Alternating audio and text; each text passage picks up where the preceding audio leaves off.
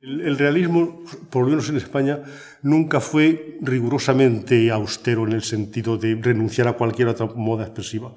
Yo no sé si quizá esto se debe un poco a nuestro ascendente, digamos, del siglo de oro, es decir, que la presencia de un Quevedo ha influido poderosamente en el pensamiento y en la literatura española ulterior.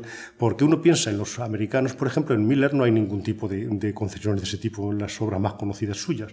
Y sin embargo, en España, el prototipo del realista, Antonio Boer Vallejo, pues en todas sus obras, o en la mayor parte de ellas, los elementos oníricos sobre todo, tienen una presencia indudable y además muy poderosa.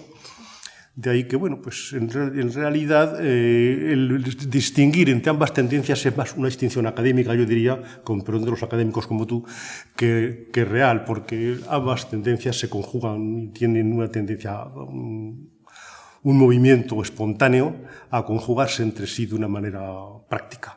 Por eso también fue bastante artificial la distinción que se hizo entre las dos generaciones de autores realistas y autores del nuevo teatro español en los años 70 precisamente. Fue también muy artificial esa distinción.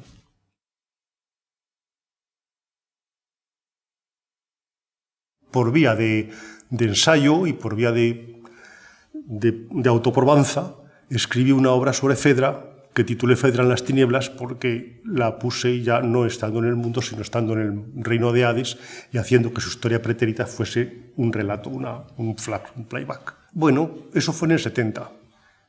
Y en el mismo 70, después de haber acabado aquella tarea, entre tanto, pues de una manera muy espontánea, en 15 días, escribí Una familia normal. Como yo pensé siempre que tenía más consistencia la historia que había escrito sobre los griegos, porque tenía unas connotaciones más profundas, pues aquellas historias griegas que yo tenía en la cabeza en el año 71 produjeron varias obras más. Produjeron el Egisto y produjeron Penélope. Y luego en el 72 reelaboré Fedra en las tinieblas, que había quedado un poco descompensada en sus dos actos. Los equilibré y saqué ya pues la Fedra en su versión definitiva.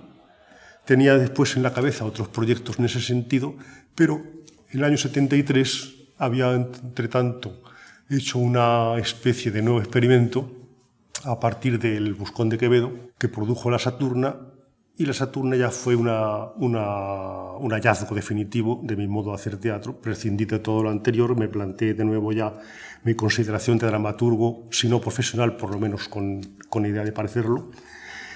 Estaba, entre tanto, ya pues incorporado un poco a la pléyade de jóvenes dramaturgos o autores malditos, como queramos llamarles, el teatro underground, y ya pues tenía una fisonomía peculiar a la que ya permanecí fiel y prescindí, por tanto, de nuevos ensayos, porque ya el periodo de los ensayos había terminado.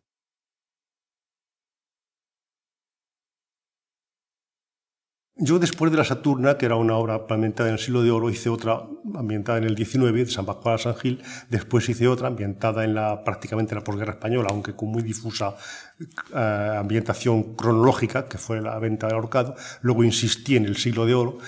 Pero en todo caso, esas 3 primeras horas daban de mí una imagen de persona que se interesa por abrir caminos nuevos para su propia creación.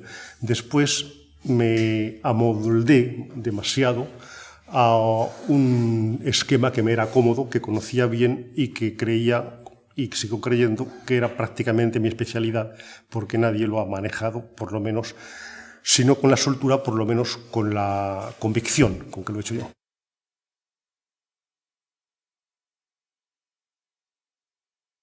Tengo la convicción de que el creador del teatro histórico español actual es Boer Vallejo.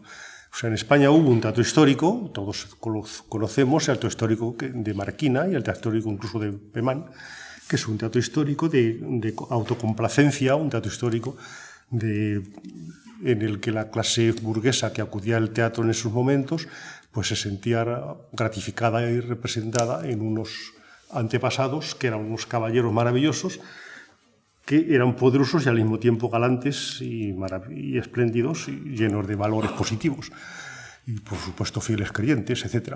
Pero ese teatro no tenía ningún sentido crítico, era un teatro de pura autocomplacencia y eso Buero Vallejo no lo podía seguir. Si Buero Vallejo se atrevió a entrar en la historia es porque encontró que la historia era absolutamente ejemplar y la ejemplaridad consiste precisamente en dar una lección al presente y en una lección al presente de contenido ético. Y eso para Buero Vallejo era la razón de su vida.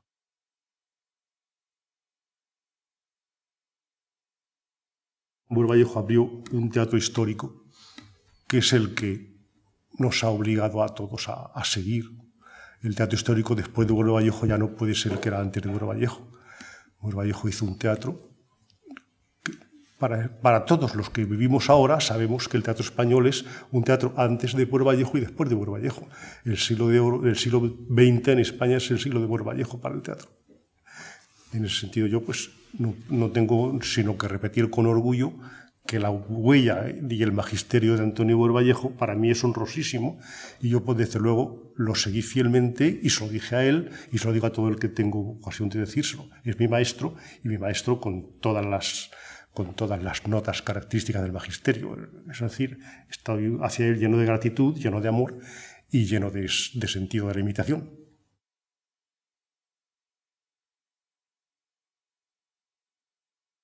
Obras que han sido puestas en escena y que tienen más rigor, digamos, en cuanto a exigencias técnicas y por tanto se han sido puestas en escena con mucho más medios, pues estoy pensando en La Saturna, estoy pensando en Las alumbradas de la Encarnación Benita, estoy pensando, en fin, hay varias en las Brujas de Barahona, son varias las que han pasado por ello, pues han sido puestas en escena y me han quedado más débiles, menos vigorosas que en la lectura. ¿Por qué? Pues no lo sé. Quizás sea porque mi teatro es difícil, porque el teatro más ambicioso mío, el de más personajes y más crudeza de exposición, pues es más difícil de montar. Y por lo tanto requiere pues unos medios, no ya materiales, sino sobre todo de dedicación, de tiempo. Quizás sea eso, no lo sé. O a lo mejor estoy equivocado y he tenido el montaje que merecía y yo no me lo creo.